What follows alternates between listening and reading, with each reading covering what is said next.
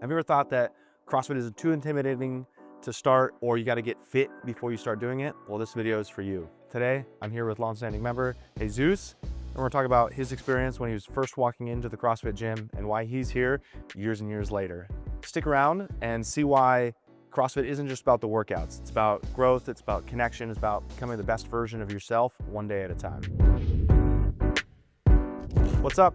I'm Colby Christofic, owner and operator of CrossFit Ventura and CrossFit Oxnard. Today we are in our Ventura space with Jesus. Welcome, Jesus. Thanks for joining us. Thank you. Thank you for having me. Let's get started with a couple of easy questions. I want to know some of your early experience with CrossFit. How did you initially hear about CrossFit or walk into the doors the first time? It's been a while. This was back in 2017. I saw an ad for a new youth challenge. I think those were going around back in the day. Yeah. And I saw it. I had no idea what CrossFit was. I just knew I needed to lose some weight and get in shape. And that's what brought me into the door, or through the door. And I haven't looked back ever since. All right. And for those of our audience that doesn't know what a new you is, what is it? What is a new you? How was that experience? It was a 6-week challenge that they were offering, basically to get you through the door. Again, I had no idea what it was, so I signed up. I went in there. I remember specifically my wife asking me, "Do you know what CrossFit is?" And I said, "No." And she just, kind of smiled and said, "Okay, good luck." I went in and wow, it was an experience. But the best part about it was that I actually didn't know what it was. So I didn't know what the experience was going to be until I was basically knee deep into it. And I haven't looked back ever since. Love it. I've once the challenge ended, I signed up as a regular member, and the rest is history. Love it. And back at 2017, that was at a different gym. Yes. Tell us what gym you were at back in the day. So that was West Coast Strength and Conditioning. Okay. And they offered the gym. I was there for about 3 years, right before COVID. Once COVID, happened, all the gyms were shut down. But there I learned what CrossFit was. I was very new, didn't know any of the movements, and just, but they instilled the discipline and the accountability that it takes to be a member. Love it. And our onboarding process is a little bit different now. We don't do 6-week new you challenges anymore. We do intro sessions or an individual session with a coach, and we do an onboarding program with you so that you're prepared, just like you felt like you were more prepared at the end of the 6 weeks to go into those classes. We do something similar to that with all of our members now. So you don't jump straight into those classes right away. You do some sort of preparation or foundations or onboarding to prepare you to become a normal member in those group classes. Yep. The cool thing as well, and I haven't heard your story about it, your wife Monica is also a member at the gym. Yes. Did she join before you did, or did you get her to join? Tell me the story about how you guys both ended up at the gym. So it's actually funny. I've always had access to a gym at my work for free for over 20 years. Never set foot in it. My wife was always going to different gyms, and she would always encourage me to join her, and I just didn't want to. And it got to the point where she kept asking me, and I was just not joining because she kept asking me, and then she stopped asking me, and then that's when I realized, I'm like, you know what, I better do something about this. So I joined CrossFit first. So I was there for about a year, and then I'm the one that started telling her, and then kind of the roles were reversed. But after about a year, she wasn't like me. She actually listened to me and joined. And again, we've both been involved with the CrossFit community ever since. Love it, love it. All right, I'm gonna ask a couple of fun and funky questions. Okay. Sure. I wanna know something that is a favorite memory from class, whether that's something that's funny that's happened, whether that's a PR that you've done or something that you've accomplished, or progress that you've made. That'll be my question number one. Tell me something that's awesome about something that you've experienced in class. Well, I mean, besides getting the coaching and, being corrected, throughout the entire class, that's something that, I appreciate because, I think coaches are very involved and they ensure that you don't get hurt, right? But something, while you're doing WODs, there's a bunch of stuff that happens, you hear people with bodily noises. One thing that happened to me, I mean, I think I was jumping, doing box jumps and my strap on my shorts ripped. And as I jumped, my shorts came down and I called it an early workout that day. Okay. So that was memorable for me. Yeah. I don't think anybody saw, but We'll definitely. but I still remember. Yeah, definitely still remember that. Correct. Very fun. And then my second question, I've gotten to ask all the members I get to sit down with, if we had a yearbook and the title was most likely to, I want to know what Jesus would be most likely to what? Oh man, that one's, you know what, I would say most likely to not be fully awake when I arrive in class. All right. Which leads to, not necessarily paying full attention and then being corrected during the class to ensure that I do the correct workouts. I've been known to mess up the order. Apps. Yes. That's funny. Or somebody's like, Jesus, why do you have double the weight that you're supposed to have on the barbell? Correct. All right. It might be half the weight, in my case. Not double the weight. That's funny. I want to talk about one more thing that's kind of fun for you, because family and tribe is a big part of us, and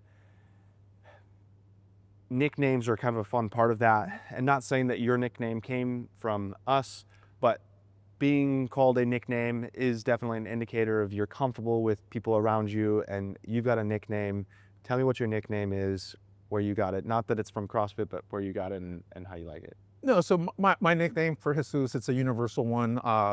In the Latin America, all Jesuses are known as Chewy's.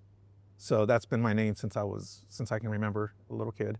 Everybody knows me as Chewy. But here at the gym, I'm confused by Jose. So a lot of times I'll get Jose, which that's happened to me my entire life. But Oh, that's funny. and that's why I say, hey, if it's easier, you can just call me Chewy. Yeah. Oh, that's funny.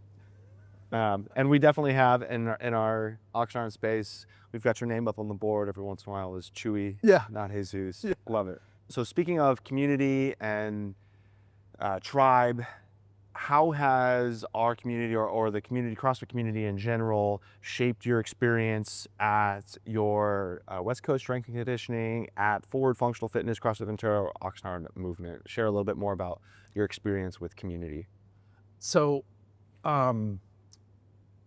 we always enjoy coming to, like, they started doing like the Friday night lights, right? It's a time where, you get to bring family and see, show the rest of your either family and friends what CrossFit's about. Yeah. That's one of the things that I like about the CrossFit community, right? It's always open to everybody.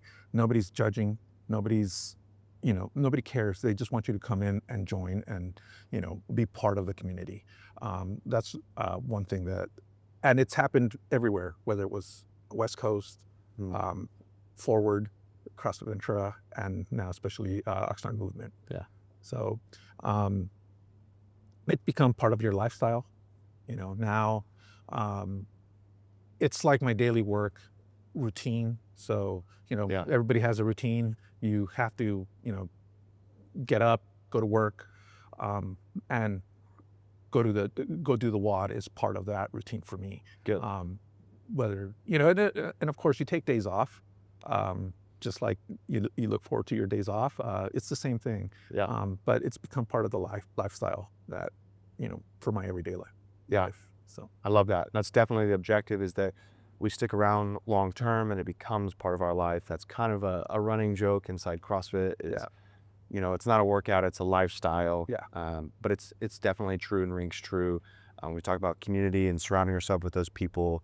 It's not just an in and out. You're interacting, you're friends with the other members that are here as well. You're getting to show your family about the experiences that you've got. And something that's really cool that kind of Jesus shared with this question was, he found that at each of the gyms that he was at. And to be honest, that is our goals. We just want you guys to be moving more towards your health and fitness goals. We want more people to be healthy and moving. And we don't really care, honestly, where you're doing it. We just want you to be able to do more of it. We'd love to have you here, but there's lots of gyms that would love to have you and have you part of the tribe. I will suggest finding somebody who's gonna have a tribe culture or a community feel, because that makes a massive difference when you're sticking around long term. Another couple of real talk questions. I wanna know some of your accomplishments that you're proud of inside the gym, whether it's PRs and lifts, whether it's milestones, whether it's other accomplishments inside or outside of class. We'll start with that question. Give me something that you're proud of as being a part of the gym. You know what? Actually, I'm just proud of walking through that door every day. You know, lifting weights, barbell. I'm actually really proud of that. Knowing how to do a clean, you know, back squats, deadlifts. Something that I'm still working on, and I'm not a pro at, is the snatches. Right, I have shoulder issues that, you know, kind of limit me, but I still do them, you know, whether it's lighter weight, try to practice the correct form. But I'm very proud of being able to do those workouts by themselves, you know, and then much less putting them together within a WOD, right? And then accomplishing that. It's a great feeling when you're able to just complete that WOD. Yeah, and I'll be super honest with you. That seems like a simple accomplishment, but one of the really cool things is the competence in those movements puts you probably in the top 95 to 97% of people, all people who are exercising in general and moving in general. Knowing how to do those 9 foundational movements, be able to do them safely and effectively on your own or in a class, puts you in a really top category. And that is definitely something you should be proud of. Cool. Yeah, for sure. And, you know, even though I've been doing it for years, right, you still fall into the, you know, some bad habits. And that's a great thing about the coaches here. They, I mean, I don't know, they have vision behind their heads or something. They catch you. They're like, hey, correct that. And you're like, oh, yes, that's right. You know, especially when you're towards the end of a WOD and you're tired, right? That's when your form kind of gives in a little bit. So I always appreciate that. We have some of the best coaches in Ventura County, and we have really high standards, and they do a really, really awesome job. Has there ever been a time that you had to take time away from the gym? If so, how long was it? And what did you do to motivate yourself to get back in, or what helped you kind of stay motivated throughout that? Tell me some of that experience. Yeah, actually, it was 2 occasions. Okay. The first one was obviously when COVID occurred. I think we stopped going to the gym for about 5-6 months. And me and my wife, we tried this routine because we were working from home at the time. We would just do runs, you know, just some body weights. And then when I found that was completely not enough when we came back to the gym. I was so out of shape. But again, we just came in slowly and then just built ourselves up. The second time, I actually tore my labrum and bicep, and I actually had shoulder surgery. So I had to be out for about 9 months. Yeah, so that was the longest period where I was like, you know, and where I couldn't do anything. I was in a sling and I actually couldn't move my arm. And those 9 months went by super fast. Did they? Okay. For me, they did, because then I'm like, oh, I gotta get back to the gym, you know. So tell me about that experience. What was it like Did you do PT? Once you're done with PT, what was next steps getting back into classes? How did you handle your first few classes coming back? Was it easy to come back? Was it hard to come back? Oh yeah. So obviously, when I first hurt my shoulder, went to the doctor. It was about a month or two before I actually had the shoulder surgery. Okay. So I had to take time off there. So I couldn't do anything. I tried to come into the gym and do work with Single arm. single arm or with other stuff until the doctor actually told me, no, you just Okay. stay home. You can't move the arm, wait till the surgery's over. And then once I had the surgery, yeah, I did PT. Did PT for about, I want to say 3-4 months. Okay. And once I was able to lift my arm over my head, I'm like, okay, I'm coming to the gym. And just the barbell, the 45-pound barbell, I could not lift that. And that was, it takes a toll on you. You were used to being able to lift, weight, and now you can't just lift up the barbell. So that concerned me. I was, bummed out about it, but the one thing I did was I kept coming. And before I knew it, I was just, okay, a month later, I was able to lift it, and then slowly adding more weight. And before I knew it, I was like, not thinking about it anymore. That's an awesome experience. And I think a couple of really good points to kind of get out of that. Number one is there's a pretty big gap between PT and doing what you were doing before. Yes. And sometimes we may need a little bit more guidance between finishing PT on an injury and jumping back into all the things that we did before. And the second thing is trying, in moments like that, trying to focus on the process, not the outcomes.